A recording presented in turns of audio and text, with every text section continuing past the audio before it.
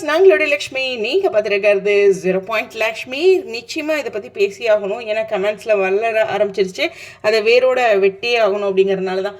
S, first நேற்று பார்த்தேன்னு நினைக்கிற கமெண்டில் ஒரு பேஜில் வந்து இப்படி போட்டிருக்காங்க, லக்ஷ்மி விஜய் குவிட் பண்ணுறாரா அதோ சுவாமி அப்படிங்கிற மாதிரி. ஷுவராக சொல்கிறேன், அவர் குவிட் பண்ணலை. பேஜஸில் எங்கே போட்டிருக்காங்கன்னு எனக்கு தெரியல, வெரி சாரி. அப்படி போட்டிருக்கவங்களுக்கு நான் எதிராக பேசுகிறேன்னு நினச்சிக்க வேண்டாம். எங்கே போட்டிருக்காங்கன்னு எனக்கு தெரியல, ஏன்னா பேஜஸை மென்ஷன் பண்ணல. ஃபேன் பேஜஸ் அப்படிங்கிறது மட்டும் தான் கமெண்ட்டில் பார்த்தேன். அந்த கமெண்ட்டை பார்த்ததுக்கப்புறம், எப்போதுமே ஒருத்தரோட கமெண்ட் பார்த்ததுக்கப்புறம் அப்படியாமே அப்படின்ட்டு ஸ்ப்ரெட் ஆக ஆரம்பிச்சிடும். அந்த மாதிரி நிறைய பேர் இன்றைக்கி கேட்க ஆரம்பித்தோடனே, ஓகே இது வந்து டெய்லியும் கேட்கும்போது நம்ம அதுக்கு பதில் சொல்லணுங்கிற மாதிரி ஆயிடுச்சு. ஸோ சுவாமி இந்த சீரியல்லேருந்து குவிட் பண்ணுறதுக்கு வாய்ப்பே இல்லை. ஏன்னா அவர் வந்து இப்போ தான் சென்னை வந்து செட்டில் ஆகி நிறைய பிளான் வச்சுருக்காரு. அதை பற்றி அவரே இன்டர்வியூஸ்லாம் சொல்லியிருக்காரு. அவர் வளர்ந்துட்டு இருக்கிற ஒரு விஷயம் ரொம்பவே பவர்ஃபுல்லாக போயிட்டுருக்கார். அந்த இடத்துல இப்படி ஒரு மிஸ்டேக்கை அவர் பண்ணவே மாட்டார். அந்த ஒரு பாயிண்ட் ஃபஸ்ட்டு உங்களுக்கு தெளிவுபடுத்துறதுக்கு. சீரியலோட இந்த ட்ராக் வந்து ரொம்ப ரொம்ப பியூட்டிஃபுல்லாக போயிட்டுருக்கு.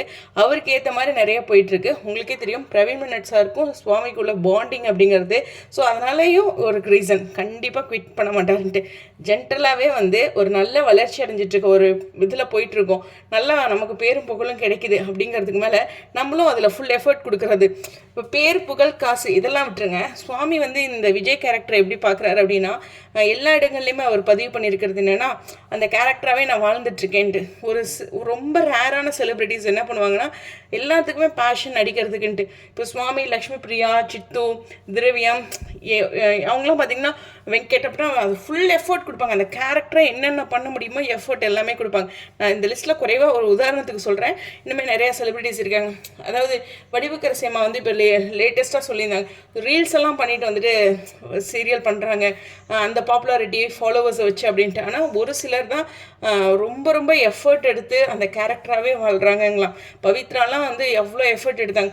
இப்போ கூட பார்த்திங்கன்னா வைஷு, வெற்றி வசந்த் அவங்களோட ஒய்ஃப் எவ்வளோ பொன்னி சீரியலுக்கு எஃபர்ட் எடுத்துருக்காங்கன்ட்டுருக்கு. அது ப்ரைம் டைம் ஆஃப்டர்நூன் அப்படிங்கிறதுனால ரொம்ப உசுரை கொடுத்து அவங்களாம் நடிச்சிட்ருக்காங்க. அவங்களோட எஃபர்ட் இருக்குது. இந்த சீரியலுக்குமே சுவாமியோட எஃபர்ட் வந்து ஸ்லிம் ஆகணும். ஃப்ளாஷ்பேக் சீன்ஸ் வரவே இல்லை. அதுக்காக ஆனால் பின்னணியில் அவர் ஒரு எஃபர்ட் எடுத்தார். அதுக்காக எவ்வளோ உடலை குறைச்சிருக்காரு, இவ்வளோ ஹார்ட் ஒர்க் பண்ணியிருக்கான்ருக்கு. சும்மா அந்த குவிட்னு போட்டு சீரியலோட அவரோட வளர்ச்சியை ட்ராப் பண்ணாதீங்க. அது ரொம்ப ஒரு தவறான விஷயம். ஸோ கமெண்டில் கூட இனிமேல் அந்த கேள்வி கேட்காதீங்க. ஏன்னா அது உங்களுடைய வளர்ச்சியை பாதிக்கும் அப்படிங்கிற ஒரு விஷயம் தான். 10 பேர் பேசினா அது ஒரு விஷயம் பெருசாகிடுது அப்படிங்கிறது புரிதலுக்காக. ஸோ அவ்வளோ ஹார்ட் ஒர்க் பண்ணிகிட்ருக்க ஒருத்தரை இப்படி ட்ராப் பண்ணாதீங்க அப்படிங்கிற ஒரு விஷயத்தை பதிவு பண்ணிக்கிறேன். அவர் சீரியல்லேருந்து விலகலை அப்படிங்கிறத என்னால் முடிஞ்ச விஷயங்களை உங்ககிட்ட சொல்லணும் அப்படிங்கிறதுக்காக இந்த புரிதலை ஏற்படுத்தினேன். ஸோ கண்டிப்பாக வந்து ஒரு பெரிய விஷயம் நடக்க போது, குட்டி விகாவுடைய வருகை அப்படின்ட்டு. இதுக்கு விஜயோட ரியாக்ஷன் என்ன அப்படின்னு ஆவலாக இருக்கிற தருணத்தில் இந்த மாதிரி ரூமர்ஸ்லாம் வேண்டாமே, இதோட ஸ்டாப் பண்ணிடலாம். இதை பற்றி நான் மறுபடியும் விளக்கமே கொடுக்க வேண்டாம்னு நினைக்கிறேன். ஒரு சில கமெண்ட்ஸ்க்காக இந்த விளக்கம். ஸோ இது ஒரு ரூமர்ஸ் தான். ஓகேவா? புரிதலுக்கு நன்றி. ஸ்டடியும்.